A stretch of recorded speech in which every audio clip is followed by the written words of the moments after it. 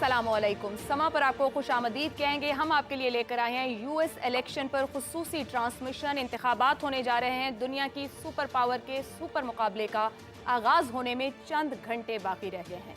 इब्तदाई तौर पर तो ये इंतखाब ट्रंप के हक में जाता दिखाई दे रहा था, ताहम जुलाई में सूरत हाल ने उस वक्त पलटा खाया जब सदर जो बाइडन ने इस दौड़ से दस्तबरदार हुए और नायब सदर कमिला हैरिस की हिमायत का ऐलान कर दिया। अब बड़ा सवाल यह है कि क्या इस इंतखाब का नतीजा डोनाल्ड ट्रंप को दूसरी बार सदर बनाएगा या फिर अमरीकी तारीख में पहली बार कोई खातून सदर बन पाएंगी। कमिला हैरिस की इंतखाबी मुहिम के आगाज के बाद अमरीकी सदारत की दौड़ सख्त हो गई है। अमरीकी सदारती इंतखाबात में इलेक्टोरल कॉलेज के निज़ाम का इस्तेमाल है, जिसमें हर रियासत को उसकी आबादी के तनासुब से वोट दिए जाते हैं।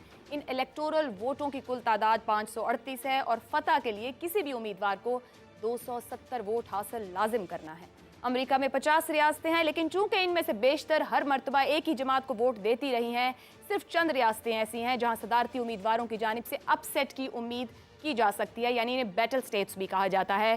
कांटे के मुकाबले इन्हीं रियासतों में मुतवक्के हैं। इन 7 रियासतों की अगर बात की जाए, इनमें पेंसिल्वेनिया, जॉर्जिया, शिमाली कैरोलिना, मिशिगन, एरिजोना, विस्कॉन्सिन और नेवाडा शामिल हैं।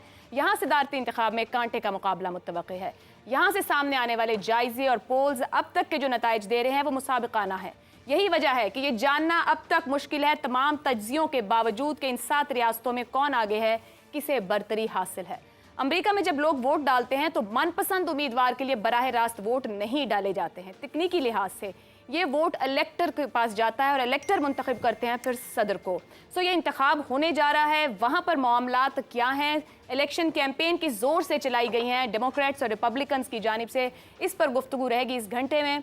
मेरे साथ यहाँ पर स्टूडियो में मौजूद हैं शहजाद चौधरी साहब और जैगम खान साहब।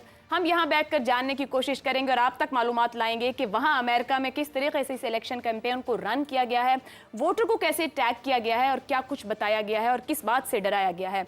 हमारा साथ देंगे इस पूरे 1 घंटे के अंदर वॉइस ऑफ अमेरिका के वाशिंगटन डीसी स्टूडियो से मोहम्मद आतिफ, और उनके साथ पैनल मौजूद है। आतिफ, आपकी जानिब थ्रो करूंगी। यकीनन वहाँ एक्साइटमेंट यहाँ से कहीं ज़्यादा होगी, लेकिन अमेरिका में कुछ भी हो, असरात दुनिया भर में आते हैं। ये कई कैंपेन इस बार की कितनी मुख्तलिफ रही और किस तरीके से आप लोग वहाँ रीड कर रहे हैं इस इलेक्शन कैंपेन को जो कि ख़त्म होने को है?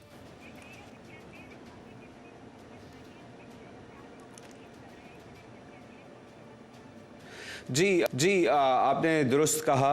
अमेरिका की सियासत का पूरी दुनिया पर असर होता है और जैसे आपने कहा कि कैंपेन ख़त्म होने को है, तो यहाँ पहले मैं कि कैंपेन का कोई जैसे बाकी मुल्कों में होता है कि एक डेडलाइन होती है कि उसके बाद कैंपेनिंग नहीं की जा सकती, अमेरिका में ऐसी कोई डेडलाइन नहीं होती। दोनों कैंडिडेट्स आज भी मीडिया पर अपीयर हो सकते हैं, प्रेस कॉन्फ्रेंसेस कर सकते हैं, अपनी इलेक्शन कैंपेन जारी रख सकते हैं। जैसे आपने कहा कि यहाँ पर क्या कुछ हो रहा है, तो हम इसी से बातचीत का आगाज़ करते हैं आयशा तंजीम के साथ, जो कि हमारे साथ स्टूडियो में मौजूद हैं, और उनसे पूछते हैं कि क्यों इस इलेक्शन को आयशा इतनी टाइट रेस कहा जा रहा है और ये स्विंग स्टेट्स में इस वक्त जो सूरत हाल है, क्या वजह है कि एक हिस्टोरिक इलेक्शन कहा जा रहा है? जी आतिफ, बहुत शुक्रिया। देखिए, जैसा कि आयशा ने पहले ही बता दिया कि स्विंग स्टेट्स पर इन इलेक्शन के नताइज मबनी हैं। मैं अगर आपको ये अंदाज़ा दूं कि कितनी टाइट है, कि पेंसिल्वेनिया, उसके 19 इलेक्टोर्स वोट्स हैं। पिछले इलेक्शन में पेंसिल्वेनिया 80,000 वोट लेके सदर बाइडन जीते थे, लेकिन 6 लाख से ज़्यादा वोट कास्ट किए गए थे, तो 80,000 उसका एक बहुत कम हिस्सा है। इसी तरह एरिजोना, प्रेसिडेंट बाइडन 10,000 वोट लेके जीते थे। इसी तरह विस्कॉन्सिन सिर्फ 20,000 वोट लेके वो फॉर्मर प्रेसिडेंट ट्रंप को हरा पाए थे। इसका मतलब ये है कि ये जो स्विंग स्टेट्स हैं, इसमें एक एक वोट की अहमियत है और इस वक्त कोई 4-5 ग्रुप्स ऐसे हैं जिस पे दोनों साइड्स बहुत तवज्जो दे रही हैं। मिसाल के तौर पे कमला हैरिस के हक में जो ग्रुप्स ज़्यादा निकल रहे हैं, उसमें ख़वातीन बहुत ज़्यादा, और उसकी वजह 2 इश्यूज़ हैं। एक तो कमला हैरिस पहली खातून कैंडिडेट हैं, हिलरी क्लिंटन के बाद अगर वो जीती तो वो पहली सदर होंगी खातून। और दूसरी बात ये कि अबॉर्शन का जो मामला है, एक अमरीकी सुप्रीम कोर्ट ने जो पुराना इनका डिसीजन था रो वी वेड, जिसमें ख़वातीन को अबॉर्शन का हक हासिल था, उसको रोल बैक किया। वो एक बहुत बड़ा इशू बना है ख़ास तौर पर यंग ख़वातीन के लिए। लेकिन उसके अलावा जो ग्रुप्स इलेक्शन में बहुत इंपॉर्टेंट हैं, उसमें अरब अमेरिकन्स, वैसे तो वो बहुत एक छोटा हिस्सा है अमरीकी इलेक्टोरेट का, लेकिन चूंकि मिशिगन एक स्विंग स्टेट है जहां 2.5 लाख के करीब रजिस्टर्ड अरब अमेरिकन वोटर्स हैं, और जैसा कि मैंने कहा मिशिगन सिर्फ 80,000 वोटों के फ़र्क से जीते थे। मैं आपको सिर्फ ये अंदाज़ा देना चाह रही हूँ कि बहुत ही कम वोटों से हार और जीत का फैसला होने वाला है, इसीलिए आखिरी वक्त तक कोई भी जायज़ा हतमी तौर पर यह नहीं कह रहा कि कौन जीत रहा है। बहुत कम मार्जिन ऑफ एरर के बीच में रेजर थिन का लफ्ज़ इस्तेमाल किया जा रहा है अमरीकी मीडिया में। जी, और साथ ही ये भी कि ये जो मार्जिन है वो इतना कम है कि इसको एरर कंसिडर किया जा सकता है। जो पोलिंग के दरमियान एरर का मार्जिन होता है ये उसके दरमियान है, और डेफिनेटिव फतह किसी के पास भी मौजूद नहीं है। और जैसे भी आयशा बता रही थी कि जो पिछला इलेक्शन था उसमें बाइडन 1.5 लाख के वोट से जीते थे मिशिगन में, लेकिन 2016 में ट्रंप 17,000 वोटों से मिशिगन जीते थे। तो ये जो स्विच है ये बहुत ही इंपॉर्टेंट है। और इस मरतबा आयशा मैं चाहूँगा कि हम इस बारे में भी बात करें कि जो मशरक़ वस्ता का इशू है उस पर मुसलमान वोटर्स जो अमेरिका में हैं उन्होंने एक पोजीशन ली हुई है, और वो पोजीशन मिशिगन में उसका रिफ्लेक्शन नज़र भी आ रहा है। तो आपके ख्याल में ये जो मुस्लिम वोट है और जो तनाज़ा है इसराइल और गज़ा का, ये कितना इंपॉर्टेंट होगा? देखिए, गज़ा का तनाज़ा जो है वो बहुत इंपॉर्टेंट इसलिए है कि मिशिगन एक जैसा कि मैंने बताया 2.5 लाख रजिस्टर्ड वोटर्स हैं।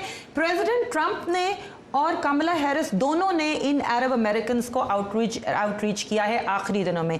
प्रेसिडेंट ट्रंप ने रिसेंटली कहा कि ये लेबनीज अमेरिकन जो हैं ये मुझे बहुत पसंद करते हैं, और कुछ अरब अमेरिकन ने प्रेसिडेंट ट्रंप को इंडोर्स भी किया।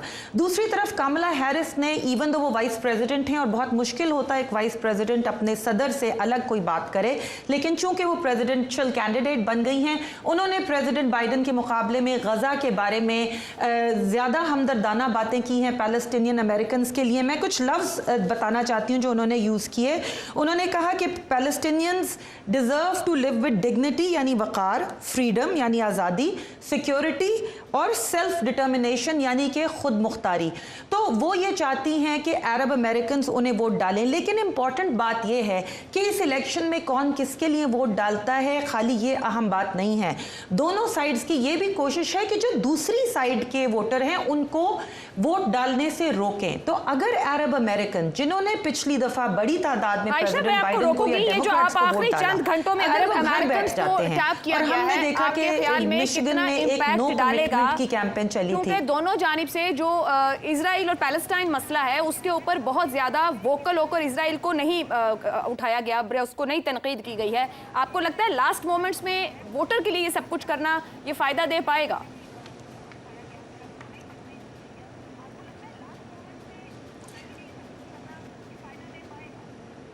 जी, इस वक्त चूंकि एक एक वोट अहम है और इसीलिए हमने देखा कि अपनी आखिरी जो मिशिगन की आखिरी दिनों में भी कमला हैरिस और ट्रंप दोनों की कैंपेन्स ने मिशिगन में अरब अमेरिकन को रीच आउट किया, और कमला हैरिस ने भी उनको ये कहने की कोशिश की कि मैं ये वॉर ख़त्म करवाऊंगी। प्रेसिडेंट ट्रंप ने भी कहने की कोशिश की कि मैं वॉर ख़त्म करवाऊंगी। और इस वक्त अरब अमेरिकन जो हैं उनमें से कुछ ने प्रेसिडेंट ट्रंप को सपोर्ट किया है, लेकिन ज़्यादातर का अभी तक वोट डेमोक्रेट्स की हक में है। ज़्यादा अहम बात यह होगी कि वो अरब अमेरिकन जो घर बैठने को तैयार हैं, क्या कमला हैरिस उनको बाहर निकाल पाई हैं या नहीं। हमने दोनों तरफ के हमारे रिपोर्टर्स ने दोनों तरफ की वो स्टेटमेंट्स रिपोर्ट की हैं। बहुत करीब मुकाबला है, एक एक वोट इंपॉर्टेंट है, तो कुछ कहा नहीं जा सकता। आयशा, हमारे कॉरेस्पॉन्डेंट असद हसन इस वक्त व्हाइट हाउस में मौजूद हैं। हम चाहेंगे कि अब हम उनके पास जाएं और उनसे जो कैंपेनिंग है उसके बारे में बात करें, और ये भी बात करें कि ताज़ा तरीन सर्वेस क्या कह रहे हैं। असद हसन, क्या आप मुझे सुन पा रहे हैं?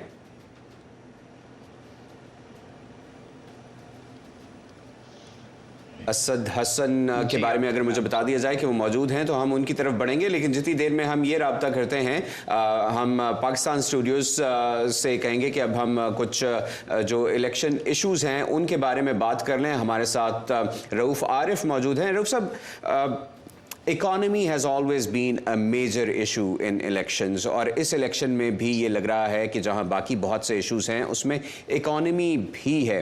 तो जब हम इकॉनमी की बात करते हैं तो आपको क्या लग रहा है कि ये इस इलेक्शन में किस रैंकिंग इसकी क्या है या किस नंबर पर ये इशू आ रहा है, और कैंडिडेट्स का इस बारे में क्या ख्याल है कि कौन सा कैंडिडेट इकॉनमी पर बेहतर है?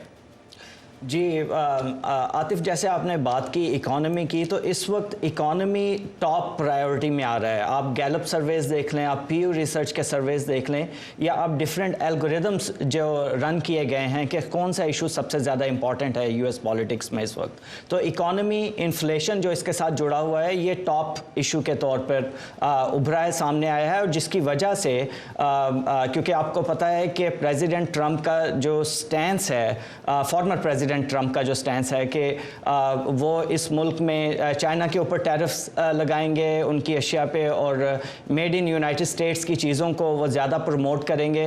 और इमिग्रेंट्स के ख़िलाफ़ भी जो उनका नैरेटिव, जो सख्त नैरेटिव है, वो इसीलिए है कि वो लोकल अमेरिकन्स को ज़्यादा जॉब्स की तरफ वादा कर रहे हैं। दूसरी तरफ आप कामला हारिस का देखें तो उन्हें देखा जाए तो उन्हें थोड़ा वक्त इसकी प्रिपरेशन के लिए मिला, क्योंकि वो लास्ट मिनट की कैंडिडेट हैं। उसके बावजूद उन्होंने इस हीट को अंडरस्टैंड करते हुए कि इकोनॉमी सबसे आपसे दोबारा भी है। जानेंगे। असद हसन हमारे साथ व्हाइट हाउस से मौजूद हैं, जान लेते हैं कि वहां पर क्या हालात हैं।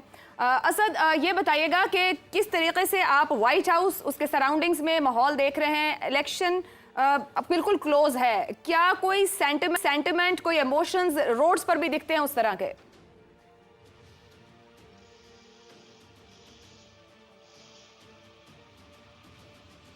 अगर आप इसका मवाजना पाकिस्तान की तरह से देखना चाहते हैं तो ऐसा कुछ नज़र नहीं आता है।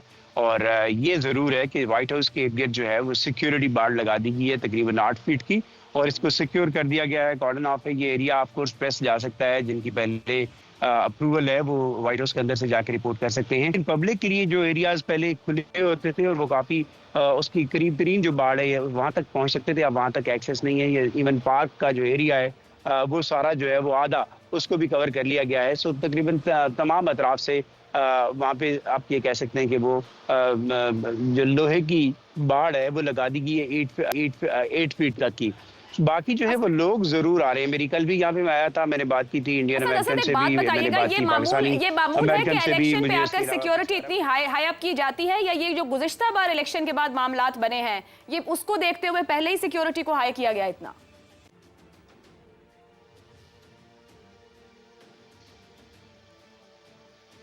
सिक्योरिटी, देखिए सिक्योरिटी तो हमेशा व्हाइट हाउस जैसे एरिया के इर्द गिर्द रहेगी, लेकिन आपको ऐसा कोई ऐसी पुलिस प्रेजेंस बहुत ज्यादा नजर नहीं आती। ऐसा कॉर्डन ऑफ इतना करीब से नहीं किया गया होता। ये 2-3 यहाँ पे बिल्डिंग्स हैं, जैसे कैपिटल हिल के सराउंडिंग में भी बाड़ लगाई गई है, व्हाइट हाउस के भी और ऑफिसेज हैं और उनको थोड़ा सिक्योर किया गया है। लेकिन खासतौर पे अब जैसे आपका सवाल था, जनवरी 2020 के इवेंट्स के पेश नज़र इसमें इजाफा किया गया है। अगरचे यहाँ पे मेट्रोपॉलिटन पुलिस हो या सीक्रेट सर्विसेज हो, वो कह रहे हैं कि हमें ऐसा कोई अलार्म नहीं है, कोई वार्निंग, कोई थ्रेट्स उसके इंडिकेटर्स नहीं है। और सिक्योरिटी एजेंसीज, पुलिस अथॉरिटीज़ वो अपने तौर पर तैयार हैं कि किसी भी नौइयत का कोई भी चैलेंज होगा तो उससे निपटने के लिए वो अपने आप को तैयार महसूस करते हैं। ठीक है शहजाद साहब, हमारे साथ ट्रंप हेडक्वार्टर फ्लोरिडा से दानियल हसन भी मौजूद हैं। आप जानना चाहें कि फ्लोरिडा में क्या सूरत हाल है? ट्रंप हेडक्वार्टर है और ट्रंप तो पूरी तरह से तैयार है, मतलब समझ के बैठे हैं कि वो प्रेसिडेंट है। तो आप पूछिए उनसे बिल्कुल दानियल से। मैं एक चीज़ ऐड करना चाहता हूँ उनसे पूछने से पहले। ये जो सिक्योरिटी की बात हो रही थी, बड़ी इंटरेस्टिंग आज की न्यूज़ थी या कल से न्यूज़ है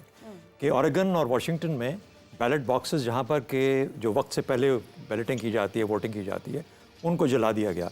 इसी तरीके से पेंसिल्वेनिया के अंदर कहीं पे बैलेट बॉक्सेस पड़े, जाकर खुले पड़े थे या जला दिए गए थे और उसकी रिपोर्ट्स आई। तो मेरे ख्याल में इन कम से कम ये ऑरेगन और वाशिंगटन की हद तक तो नेशनल गार्ड्स को कॉल कर लिया गया है कि इस किस्म के मामलात ज़्यादा हो सकते हैं, ख़ास तौर पर उस दिन जिस दिन के वोटिंग और बैलेटिंग हो रही होगी। तो ये सेंसिटिविटी इस दफ़ा बहुत ज़्यादा है। सेंसिटिविटीज़ की बात भी हो रही है। मैं दानियल आपकी जानिब आऊँ तो ट्रंप हेडक्वार्टर है फ्लोरिडा, वहाँ पर क्या सेफ एंड साउंड महसूस किया जा रहा है कि कोई प्रॉब्लम नहीं है, ये रेड स्टेट ही रहेगी, कहीं और जोर लगाया जाए, या यहाँ भी कोई जोर लगाना पड़ रहा है? जी बिल्कुल, मैं मौजूद हूँ पाम बीच कन्वेंशन सेंटर में। आप मेरे बैकग्राउंड पे देख सकते हैं, यहाँ पे फिलहाल तो भी खामोशी है, मगर सिक्योरिटी जो है वो नाफिज होना शुरू। पे हमने देखा कि इमरजेंसी मैनेजमेंट सिस्टम वाले पहुँच गए हैं, बैरिकेड्स लगाए जा रहे हैं कन्वेंशन सेंटर के बाहर। मंगल के रोज़ 12 बजे यहाँ पर ट्रंप के सपोर्टर्स पहुँचना शुरू हो जाएंगे, और कहा यह जा रहा है कि ट्रंप मंगल की रात को शायद इस हेडक्वार्टर्स में आकर अपने वोटर से खिताब करें। अभी आपने जिक्र किया कि बिल्कुल कुछ सियासी पंडित्स, मीडिया एनालिसिस और सर्वे के मुताबिक रिपब्लिकन्स को यहाँ पर बढ़तरी हासिल है। इतवार के रोज जब अर्ली वोटिंग का यहाँ पे इख्तिताम हुआ तब 55 से 60% जो वोटर्स हैं, रजिस्टर्ड वोटर्स हैं फ्लोरिडा में ने उन्होंने अपना वोट जो है डाल दिया था। तकरीबन 1,40,00,000 वोटर्स हैं। क्योंकि जैसे हम अभी आतिफ और आयशा जिक्र कर रहे थे कि पाकिस्तान की तरह यहाँ पर कैंपेनिंग इजाजत है कि नहीं, इसी तरह फ्लोरिडा में जो वोटर्स टर्न आउट है वो पाकिस्तान से काफ़ी मुख्तलिफ है। पिछले इलेक्शंस में 2020 के इलेक्शंस में 77% रजिस्टर्ड वोटर्स बाहर निकले, उन्होंने वोट डाला। इस दफ़ा उम्मीद ये की जा रही है कि 80% से ज़ायद रजिस्टर्ड वोटर्स जो हैं वो अपना वोट कास्ट करेंगे। तो आप अपना अंदाज़ा लगा सकते हैं कि अभी भी गुंजाइश है 30% वोटर्स को बाहर निकलने में मंगल के रोज़। मैं अगर फ्लोरिडा को डिस्क्राइब करूँ तो बेशतर जो मेजर शहर हैं, Miami, Tampa, Orlando, Fort Lauderdale, Tallahassee, ये सारे शहर जो पूरी दुनिया में काफ़ी मशहूर हैं, इनमें डेमोक्रेट्स को बढ़तरी हासिल हुई है। मगर जो रूरल एरियाज़ हैं, जो मेजर शहर नहीं है फ्लोरिडा में, वहाँ पर ज़्यादातर हमने देखा है कि रिपब्लिकन पार्टी को बढ़तरी हासिल होती है। एक और आपको एग्जांपल दूंगा कि क्योंकि रिपब्लिकन जो पॉलिटिशियंस हैं, जो सियासतदान हैं, उन्होंने अपने कैंपेनिंग के दौरान अपने सपोर्टर्स को ये हिदायत दी कि वो अर्ली वोटिंग में हिस्सा लें, ताकि चाहे मेल इन बैलेट हो या आखिरी दिन पर उनको वोट डालने का इंतजार ना करना पड़े, जिसकी वजह से जब जो रजिस्टर्ड वोटर्स ने अपना वोट इस वक्त डाला है उसमें उनकी तादाद ज्यादा है। मगर फ्लोरिडा रेड स्टेट होने के बावजूद, मैं आपको एग्जांपल एक और देता हूँ कि मायमी में 3,20,000 रजिस्टर्ड वोटर्स जो हैं उन्होंने वोट किया है रिपब्लिकन्स को। डेमोक्रेट्स की जो नंबर्स हैं वो 2,90,000 हैं। तो यहाँ भी काफी सख्त मुकाबला इस वक्त जारी है।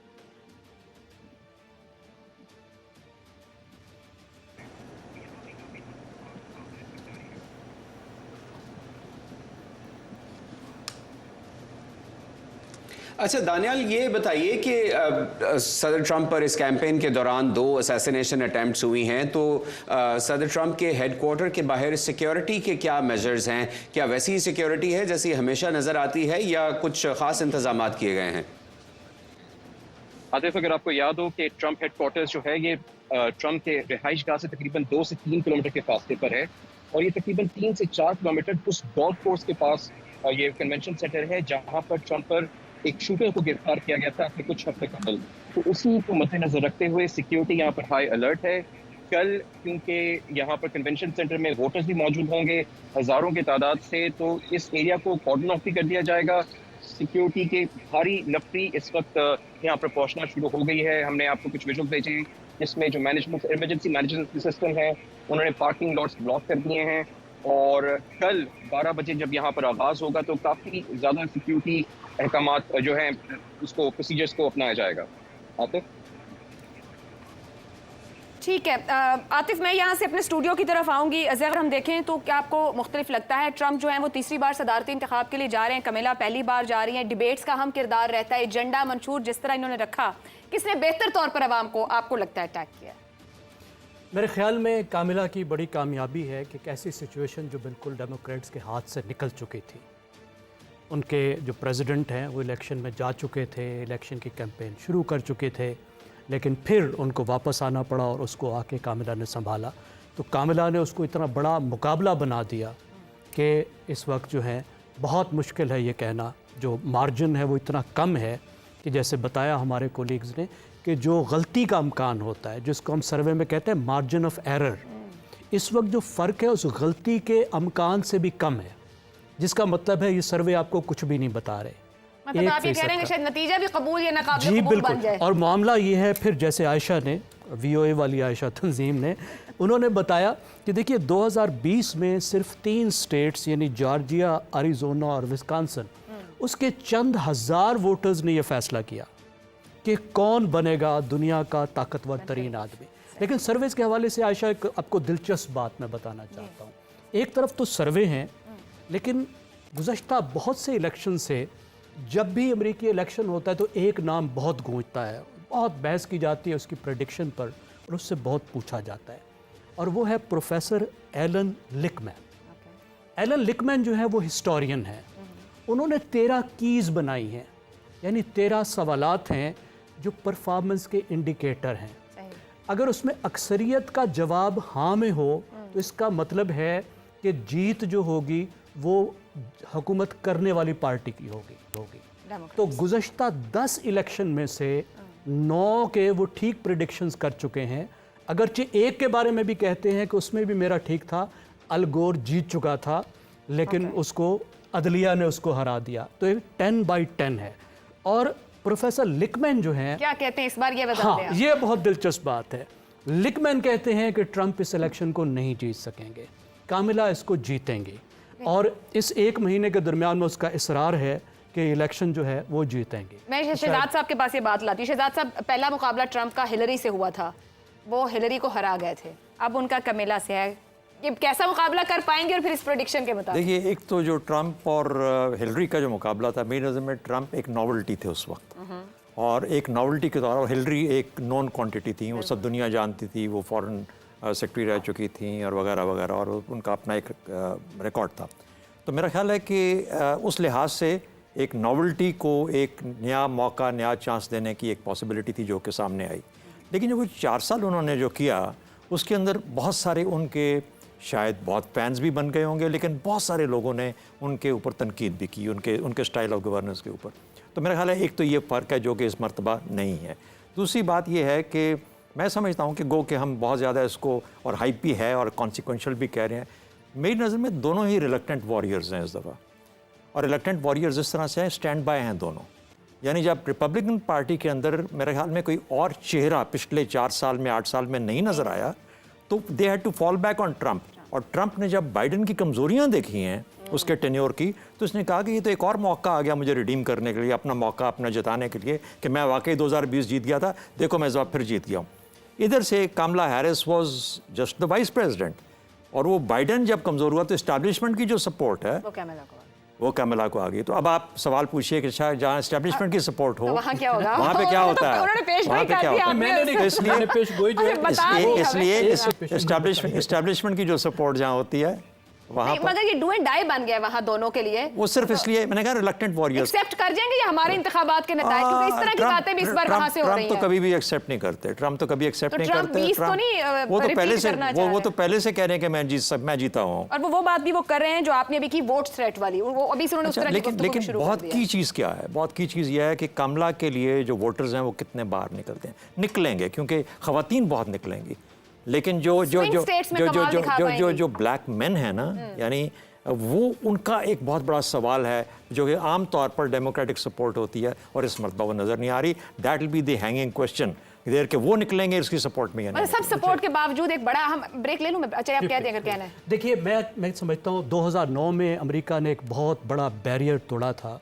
जब उन्होंने एक ब्लैक प्रेसिडेंट को मुंतखब किया था, लेकिन जो दूसरा बैरियर, जेंडर बैरियर था, आज तक अमेरिका उसको नहीं तोड़ सका। यहीं पे मैं ब्रेक लेने जा रही थी कि ये दूसरी बड़ी बात है कि कैमिला का बड़ा चैलेंज है, being black and then being women. एक ब्रेक लेते हैं, ब्रेक से वापस आएंगे तो गुफ्तगू को आगे बढ़ाएंगे।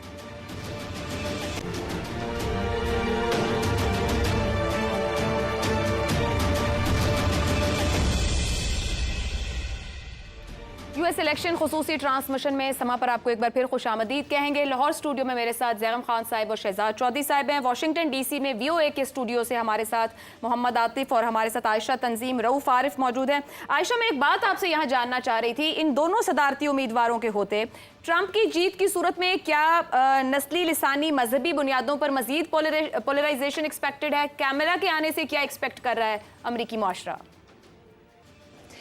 जी देखिए, प्रेसिडेंट ट्रंप ने ये कहा है कि वो आते ही अपनी कुछ पुरानी पॉलिसीज़ जो हैं उनको रिवाइव करेंगे। मिसाल के तौर पे अपनी फर्स्ट टर्म में उन्होंने मुस्लिम मेजॉरिटी कुछ मुल्कों से लोगों के अमेरिका आने पे पाबंदी लगा दी थी और रिस्ट्रिक्ट कर दिया था, जिसको कि मुस्लिम बैन कहा जाता था।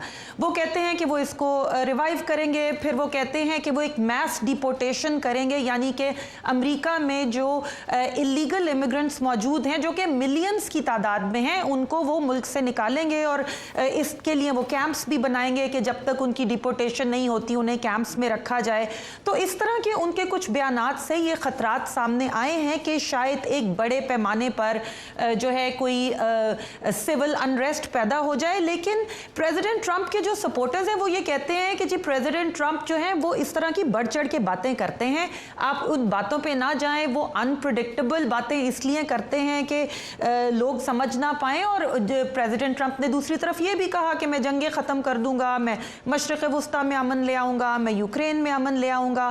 तो इसलिए अगरचे ये बात ठीक है कि उनके बयानात की रोशनी में ये डर है कुछ लोगों को कि शायद अमेरिका में नस्ली और मजहबी बुनियादों पर अनरेस्ट हो, लेकिन इसके बावजूद हमने ये भी देखा कि कुछ लैटिन अमेरिकन्स ने, कुछ मुस्लिम्स ने प्रेसिडेंट ट्रंप को एंडोर्स भी किया।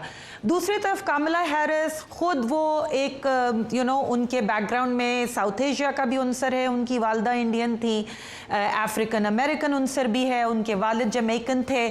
उन्होंने ज़्यादा कंसिलिएटरी बातें भी की हैं, उन्होंने गज़ा के फ़लस्तीनियों के लिए भी ज़्यादा कंसिलिएटरी बातें की हैं प्रेसिडेंट बाइडन के मुकाबले में, लेबनान के लिए भी ज़्यादा कंसिलिएटरी बातें की हैं। लेकिन दूसरी तरफ जो यहाँ के ब्लैक अमेरिकन हैं और लाटिनो अमेरिकन हैं जो प्रेसिडेंट ट्रंप को एंडोर्स कर रहे हैं, वो ये कहते हैं कि जी बातें तो बड़ी अच्छी बात है, लेकिन डेमोक्रेटिक पार्टी अब तक हमारे वोट को फॉर ग्रांटेड लेती रही है और उनका ख्याल है कि हम उन्हें सिर्फ इसलिए वोट डाल देंगे कि उन्होंने एक ब्लैक अमेरिकन को खड़ा कर दिया है, हमारे जो मसाइल हैं उनको वो हल नहीं कर रहे और हमारी हालत बेहतर नहीं हो रही, हमारी फाइनेंशियल सिचुएशन नहीं बेहतर हो रही है, इकोनॉमी हमारा भी बहुत बड़ा मसला है, हम घर के खर्चे पूरे नहीं कर सकते, हम ग्रोसरी के लिए जाते हैं तो अंडे, दूध, गैस की कीमतें ज़्यादा हैं। तो इसीलिए हमने देखा है कि प्रेसिडेंट बाइडन के मुकाबले में कमला हैरिस को मुश्किल दरपेश आई है ब्लैक अमेरिकन के वोट हासिल करने के लिए और ये उनके लिए एक बहुत बड़ा मसला है। इसी तरह अरब अमेरिकन के वोट जिस तरह के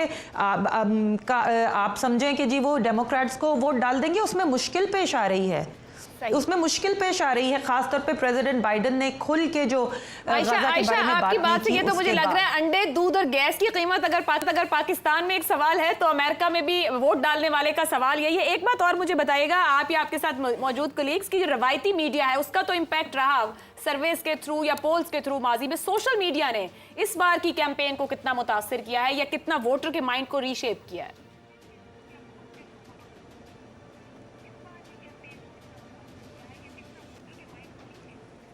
रऊफ आप जी, जहाँ तक रवायती मीडिया का जिक्र है तो अमेरिका में एक बड़ा इंटरेस्टिंग फिनोमेना है। इसको आप 2-3 हिस्सों में डिवाइड करके देखें। अगर सीनियर सिटीज़न पॉपुलेशन या जो मैच्योर पॉपुलेशन वोटर्स हैं वो अभी भी रवायती मीडिया, ट्रेडिशनल मीडिया की तरफ जाते हैं, लेकिन अगर आप यूथ पॉपुलेशन को देखें जो जेन जी है, वो इस वक्त 41 मिलियन वोटर्स हैं जो फर्स्ट टाइम वोट करने के लिए इस प्रोसेस का हिस्सा बनने जा रहे हैं। अब उनका रिवायती मीडिया का असर उनके ऊपर इतना नहीं है। वो टिकटॉक, इंस्टाग्राम, स्नैपचैट, वो इन मीडिया को जो नॉन ट्रेडिशनल मीडिया या सोशल मीडिया के नाम से जाने जाते हैं, वो उनसे अपनी गाइडलाइन ले रहे हैं, उनसे वो अपने वोटिंग के बिहेवियर्स को डिटरमिन कर रहे हैं। तो बेसिकली हमें ये देखना पड़ेगा कि बोथ मीडिया जो दोनों साइड ऑफ द आयल हैं, वो अपना असर अपनी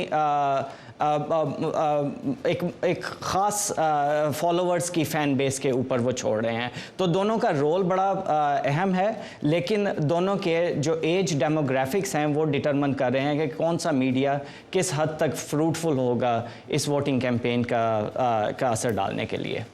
आयशा, मैं चाहूँगा कि शहजाद चौधरी साहब से ये सवाल किया जाए कि पाकिस्तान क्या तवक्को कर रहा है कि जो नई इंतज़ामिया आएगी उसके पाकिस्तान के साथ डिफेंस रिलेशंस कैसे होंगे और जो ओवरऑल एक सिचुएशन है यूएस पाकिस्तान रिलेशंस की, उस पर पाकिस्तान की क्या तवक्कुआत हैं?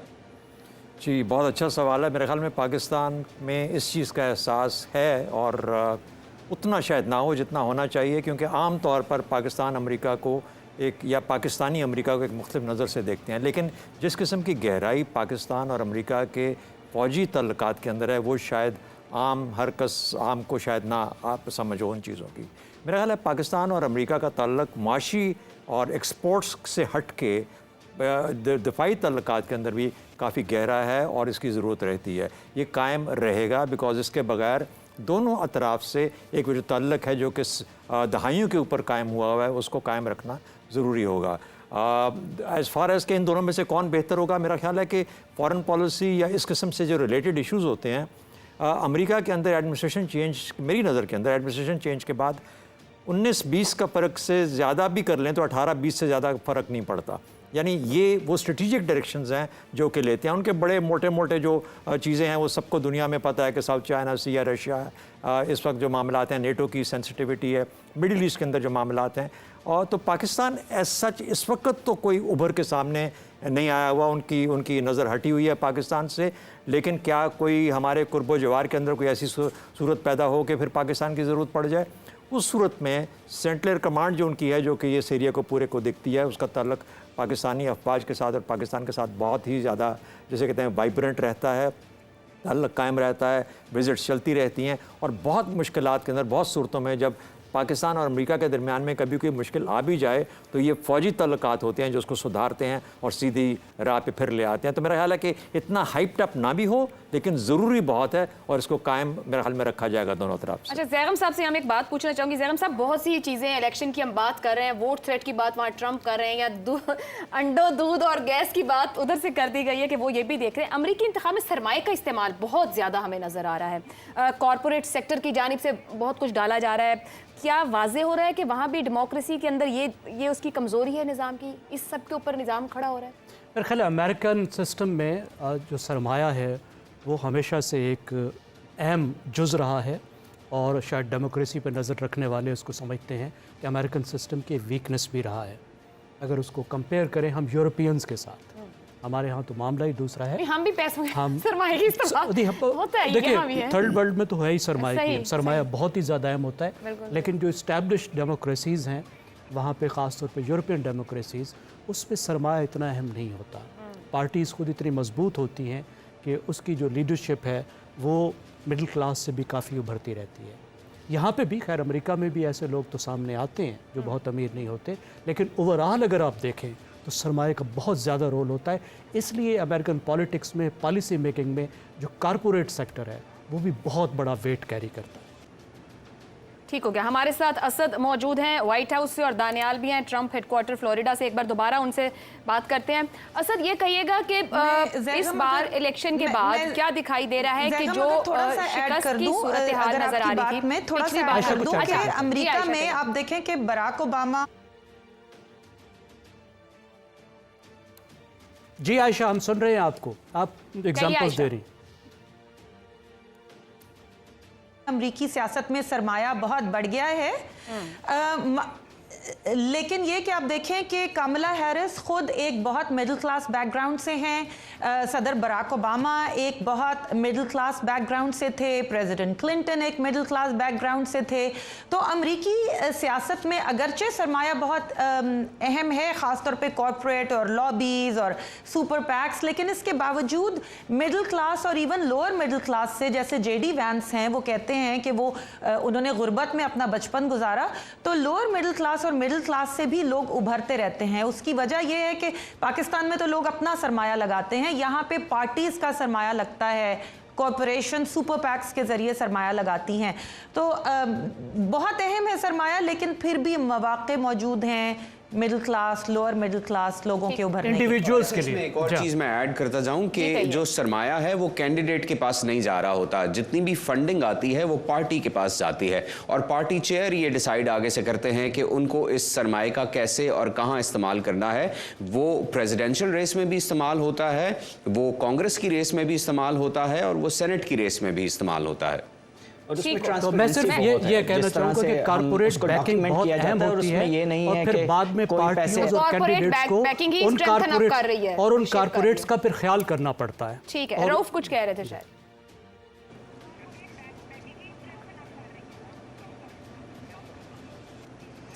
बिल्कुल जी, तो मैं यही बात कर रहा था कि यहाँ पे जो ट्रांसपेरेंसी का एलिमेंट है वो उस सारे सरमाए को और उनकी जैसे उनकी इम्प्लीमेंटेशन को वो बड़ा लीगलाइज करता है। फिर ये है कि कैंडिडेट्स डायरेक्ट, आयशा और आतिफ की बात पे ऐड करते हुए कि कैंडिडेट्स डायरेक्ट अवाम से, अपने फॉलोअर से, अपने पार्टी वालों से भी रिक्वेस्ट करते हैं कि आप $5 $10 इतना चिप इन करें, जो बड़ा ऑन द कॉन्ट्ररी हम पाकिस्तान की पॉलिटिक्स में ऐसा नहीं देखते। तो ये एक बड़ा एक इनकरेज इंकरेजिंग साइन नज़र आता है कि यहाँ की पॉलिटिक्स में जब सरमाया इन्वॉल्व होता है तो लोग अपनी आइडियोलॉजी के लिए, लोग अपने विनिंग कैंडिडेट के लिए उनको बाहर निकल कर सपोर्ट करते हैं, in addition to corporation and other super PACs as well. ठीक हो गया जी। असद ये कहिएगा कि क्या नजर आ रहा है कि वोट किधर जाता दिखता है? अगर आप जितना ग्राउंड पर गए हैं, निकले हैं, पता कर सके हैं, लोगों से बात की है, वजन कहां वोटर ज्यादा डाल रहा है?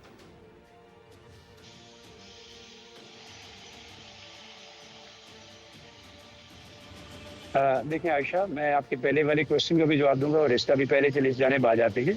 जैसे अपने तमीद में खुद का 7 रियासतें बुनियादी तौर पे ये फैसला करेगी जहां नेक टू नेक हैं, और फिर वही बात मैं दोहराऊंगा कि 1 से 2 पॉइंट का किसी भी लीडर को, यानी 4 उन स्विंग स्टेट्स में से 7 में से 4 स्टेट्स के अंदर कैमला हैरिस को स्लाइट एक एज है, यानी 1 to 2% के दरमियान उनकी लीड है पॉइंट्स के साथ। लेकिन ये वो है जो मार्जिन ऑफ एरर के अंदर आती है, कुछ भी हो सकता है। इसी वजह से आज जो फोकस है दोनों प्रेसिडेंशियल कैंडिडेट्स का वो इन्हीं स्विंग स्टेट्स पे हैं। प्रेसिडेंट ट्रंप आज भी, यानी इलेक्शन से एक दिन पहले भी 3 स्टेट्स में जा रहे हैं। नॉर्थ कैरोलिना में जाएंगे, पेंसिल्वेनिया में 2 रैलीज हैं और उसके बाद मिशिगन में एंड करेंगे। और पेंसिल्वेनिया इतनी इंपॉर्टेंट है 19 इलेक्टोरल वोट्स के साथ कि कैमला हैरिस आज का दिन वहाँ पे पेंसिल्वेनिया में गुजार रही हैं। आपने इससे पहले एक और सवाल किया था कि क्या इलेक्शन के नताइज कबूल होंगे या ऐसी कोई सिचुएशन पैदा हो सकती है।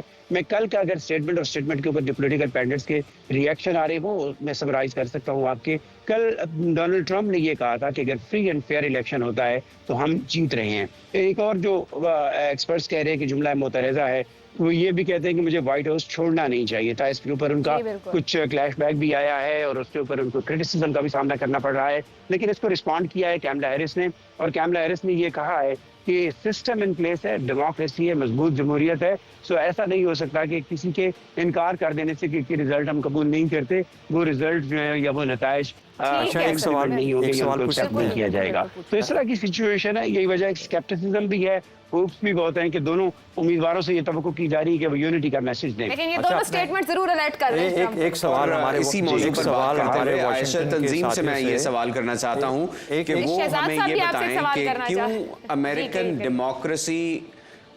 मैं सवाल एक अपने वाशिंगटन के साथियों से करना चाह रहा हूँ कि मिशिगन में मुझे ये बताइए कि आपके ख्याल में मुसलमान वोटर क्या नहीं निकलेगा, क्योंकि उसका निकलने के लिए बहुत कलीदी काम होगा कमला हैरिस को जिताने के अंदर। एक सवाल। और दूसरा, उनकी जो गवर्नर हैं विटमर, क्या नाम है उनका, ग्रेचन, वो क्यों इतनी इफेक्टिव नहीं हो पाई, ख़ास तौर पर मुसलमानों के जज्बात को अपीज़ करने के लिए, बावजूद इसके कि बाइडेन की पॉलिसी बड़ी उसके ऊपर क्रिटिसाइज़ किया गया, तो वो वहाँ पे मौजूद थी और वो हैं वहाँ पर, तो क्या वजह है कि वो मुसलमानों के एहसासात को अपीज़ नहीं कर पाई और उसको एड्रेस नहीं कर पाई?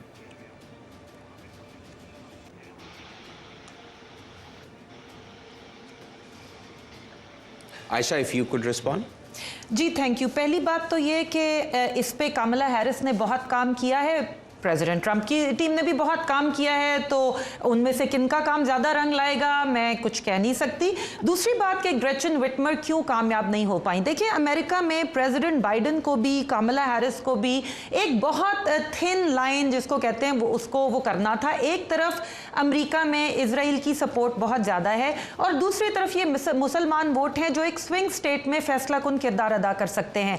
अगर वो बहुत ज़्यादा एक तरफ जाती तो दूसरी साइड के वोट नुकसान में चले जाते, और अगर दूसरी तरफ जाती तो एक तरफ के वोट नुकसान में चले जाते। इसीलिए आप देखें कि कमला हैरिस जब भी बयान करती हैं वो ये कहती हैं कि एक तरफ मैं इजराइल के राइट टू सेल्फ डिफेंस का वो करती हूँ और हॉस्टेजेस को छुड़वाऊंगी, दूसरी तरफ मैं फ़लस्तीनियों के लिए हक़ खुद इरादियत और ख़ुद मुख्तारी और क्या कहते हैं इज़्ज़त नफ्स के साथ जीने के हक़ का एतराफ़ करती हूँ और मैं गज़ा में जंग ख़त्म करवाऊंगी। एक बहुत थिन लाइन है जिसको कि वो बैलेंस करने की कोशिश कर रही हैं, और उसी थिन लाइन पे मिशिगन के इलेक्शन का इन्हिसार है। ठीक है जी, मैं दानियाल से इंस्टीट्यूट का एक हालिया सर्वे आया है जो ये कह रहा है कि रियासत मिशिगन में मुस्लिम वोटर्स इस मरतबा बहुत ज्यादा इंथुजियास्टिक नहीं हैं, तो क्या वो बाहर निकलेंगे वोट डालने के लिए अपने कैंडिडेट को या नहीं, ये तो हमें इलेक्शन के दिन ही पता चलेगा। लेकिन आयशा, मैं चाहूंगा कि आप हमें सिर्फ 2-3 मिनट और दीजिए जिसमें हम अमेरिकन डेमोक्रेसी पर बात करें, क्योंकि इस पर बहुत सारे सवाल किए गए हैं। क्यों अमेरिकन डेमोक्रेसी एक मिसाल है, क्यों अमेरिकन इलेक्शन एक मिसाल है दुनिया के लिए? क्या वो स्टेप्स हैं जो ये यकीनी बनाते हैं कि इंतखाबात साफ और शफाफ हों?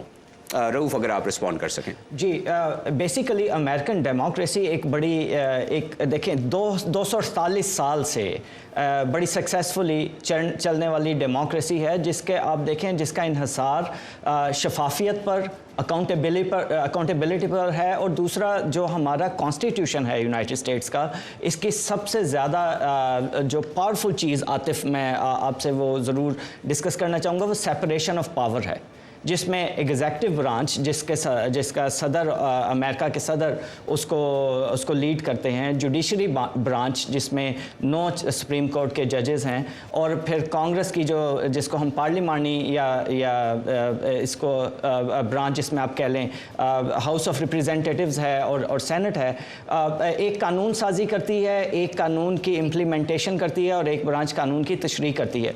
और इन तीनों से मिलकर यहाँ की डेमोक्रेसी हमेशा स्ट्रॉन्ग रही है। कोई एक इदारा दूसरे इदारे के इख्तियारात को तजावुज़ नहीं करता या नहीं करने देता, जिसकी वजह से ज़ैगम साहब के पास आऊँगी क्योंकि हमारे पास वक्त करीबन ख़त्म हो रहा है। ज़ैगम साहब सिर्फ कंक्लूड कीजिएगा, वहाँ डेमोक्रेसी की स्ट्रेंथ बताई जा रही है, यहाँ हम बताया है कि वो फिर से कह रहे हैं अगर फ्री एंड फेयर हुए और मुझे नहीं छोड़ना चाहिए था, तो क्या ट्रम्पिज्म पैगाम दे रहा है? देखिए, कोई शक नहीं है कि अमेरिका दुनिया की बहुत बड़ी जमहूरियत है, ताकतवर जमहूरियत है, बहुत से फर्स्ट उसने किए हैं। जमहूरियत के एक लिहाज से माँ भी उसको कह सकते हैं, ट्राइकाटमी ऑफ पावर, सब कुछ। लेकिन ख़ुद अमेरिका के मुफक्किर इस बात पे मुत्तफ़िक हैं, पॉपुलिज्म से अमेरिका की डेमोक्रेसी को जो आज ख़तरा है वो शायद तारीख में भी कभी नहीं था। ये भी पहली बार वहीं हो रहा होगा, जो बहुत से फर्स्ट है, तो ये पॉपुलिज्म जो खतरा लेकर आ रहा है, पॉपुलिज्म बहुत खतरा लेके आ रहा है। और आइडेंटिटी और पॉपुलिज्म ये चीज़ जो है ये उसको रिप्रेजेंट करता है ट्रंप। और दूसरी तरफ से कमला क्या कर रही है? इंक्लूसिविटी को, यानी ये जो वेस्ट कोस्ट और ईस्ट कोस्ट जिसका डाइवर्सिटी है वहाँ पे, उसको रिप्रेजेंट करती है। तो क्या अमेरिका फिर से एक अमलगम बन के एक कामयाब जमहूरियत के तौर पे सामने आएगा, या यूरोप के बहुत सारे मुल्कों की तरह एक और रास्ते पे चल पड़ेगा जो कि जमहूरियत के लिए बहुत अच्छा नहीं है? ये देखना होगा कि अमरीकी क्या चॉइस लेते हैं, पॉपुलिज्म को एज ए चॉइस लेते हैं या फिर इस इंक्लूसिविटी को लेते हैं। ये हमारे पास अब कम टाइम रह गया, वो देखना ये होगा कि वो उनकी चॉइस क्या बनती है, और शायद वही कहीं ना कहीं दुनिया को भी नॉक करेगी कि मुस्तकबिल किस किस्म का होगा। इस प्रोग्राम से इतना ही। हम शुक्रिया अदा करेंगे VOA के वाशिंगटन DC स्टूडियो से हमारे साथ थे मोहम्मद आतिफ, आयशा तंजीम, रऊफ आरिफ, इसी तरह हमें व्हाइट हाउस से असद हसन ने और ट्रंप हेडक्वार्टर से दानियल हसन ने ज्वाइन किया। यहाँ स्टूडियो में ज़ैगम खान साहब और शहजाद चौधरी साहब खास तौर पर हमारे साथ। आप देखने वालों का भी बहुत शुक्रिया। अब तक के लिए इतना ही, इजाज़त दीजिए, अल्लाह हाफ़िज़।